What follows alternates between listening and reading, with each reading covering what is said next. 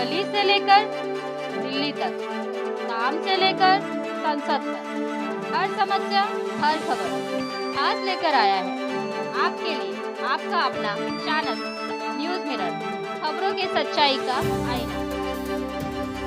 माता कौशल्या की तरफ देखा, रो रही है। की वेला लगा दे, अवधपुरी में मेला लगा दे, अवधपुरी में मेला।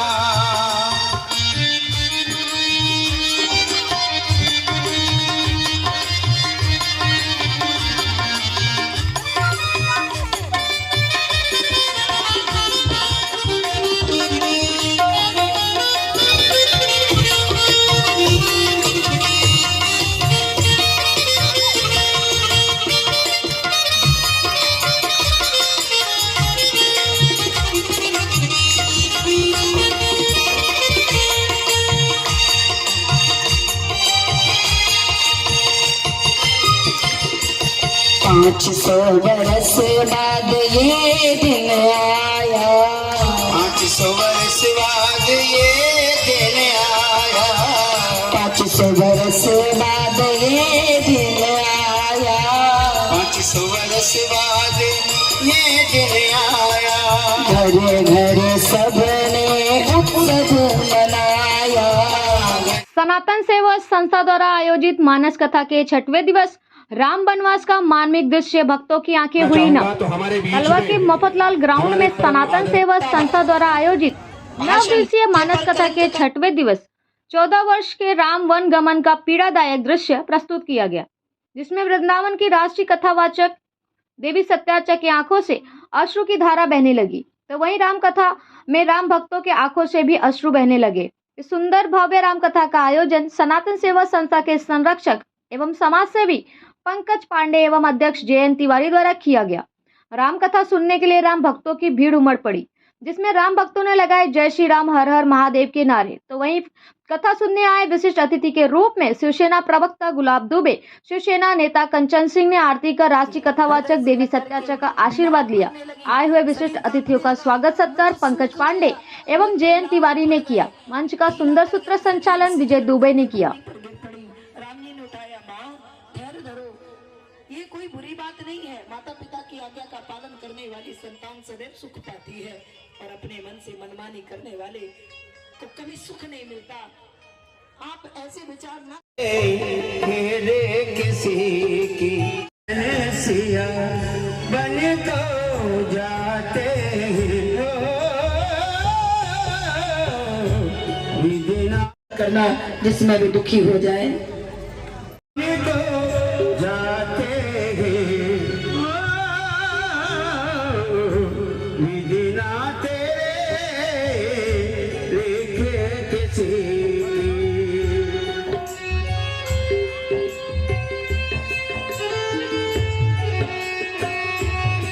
आज प्रभु ने गिरने के डर से बोले, गिरने का अगर डर लग रहा है तो ये जो हाथ है ना, ये मेरे सिर पे रख लो, बच जाओगे। भगवान ने तुरंत केवट के सिर पर अपना हाथ रखा। देवसा बोले आकाश मार्ग से पुष्पों की वर्षा करने लगे। बोले वाह केवट तेरा भाग्य, ये हाथ ये चरण एक साथ तुझे मिल गए, जिनके लिए सब तरह भगवान श्री हरि के चरण दबा रहे थे। श्री कंचन सिंह जी, परम आदरणीय बड़े भाई श्री गुलाब दुबे जी, हम सबके जी और अखिलेश यादव, और आप लोगों का जो ये आशीर्वाद और आप लोगों का जो प्रेम और आप लोगों का भाव, ये जो हम लोगों को मिला है, इसके लिए मैं हृदय के तह गहराई से, अपने हृदय के अंतर कोण से आपको बारंबार धन्यवाद, हार्दिक स्वागत और अभिनंदन। आज बोले प्रभु जगत जगत जय श्री राम। क्या बात है, कलवा तो आज संगम हो गया है पूरा। प्रयागराज तीर्थ बन गया है यहाँ पे। अच्छा, सभी माताओं और बहनों ने, देवी श्री ने हाथ उठवाया कि सुबह दिन में कौन कौन कथा के लिए आएगा, तो आप लोग सभी लोगों ने हाथ तो उठाया था, लेकिन व्यवस्था कौन देखेगा? धूप रहता है, धूप की भी व्यवस्था आप लोगों को बनानी पड़ेगी। स्वाभिमान को लेकर के जब ये हमारे साथ आ गई इनके स्वयं रक्षा के लिए आपको उठ खड़ा होना होगा। जो उत्तर प्रदेश में उस बागियों ने इस देश को सर्वप्रथम वंदे मातरम अगर किसी ने कहा तो क्रांतिकारी मंगलम पांडे ने कहा, उन्हीं के वंशज यहाँ आकर के अब ये कहना शुरू करो कि पलट कर देख न जालिम, तमन्ना हम भी रखते हैं, अगर तुम जुल्म ढाते हो तो बगावत हम भी करते हैं। ये मेरा विजय इशारा था। अब हम लोगों को जागने की आवश्यकता है। बस इन्हीं चंद शब्दों के साथ मैं अपने वाणी को विराम देता हूँ। साधु बहन, फिर आपके चरणों में साष्टांग दंडोत प्रणाम, इसलिए कि जिस अभियान को लेकर के आप चल पड़ी हैं, ये किसी विरले ही को लेकर चल सकता है।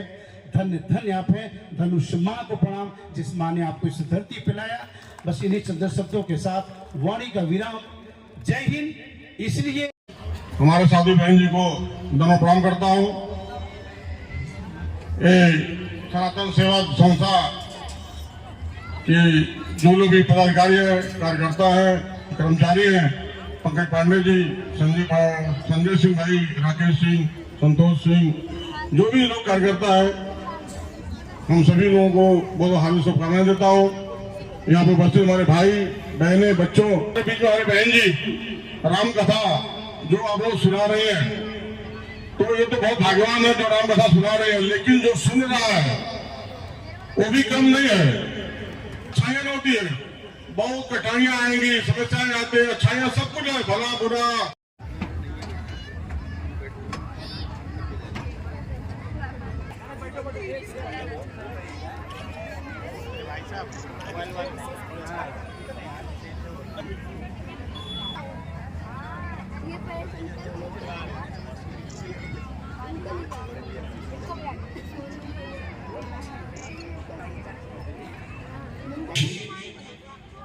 हम जनार्दन मात्र शक्ति है। सभी को अपने मुखार बिंदु से दो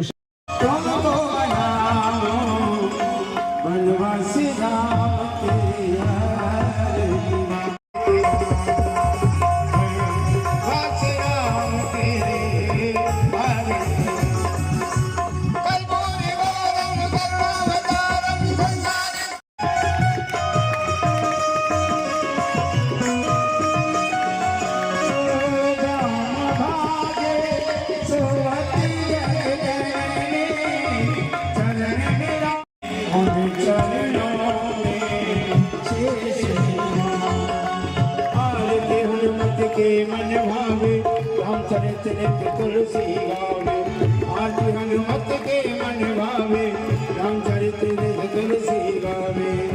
राम कथा तो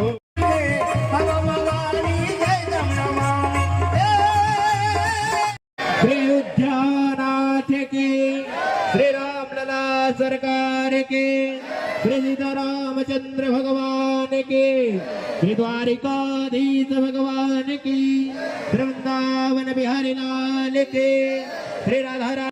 बहुत बहुत बधाई कि हमारे प्रभु अपने निज भवन में बैठ गए हैं। उसके उपलक्ष्य में ये कथा रखी गई है, श्री राम कथा।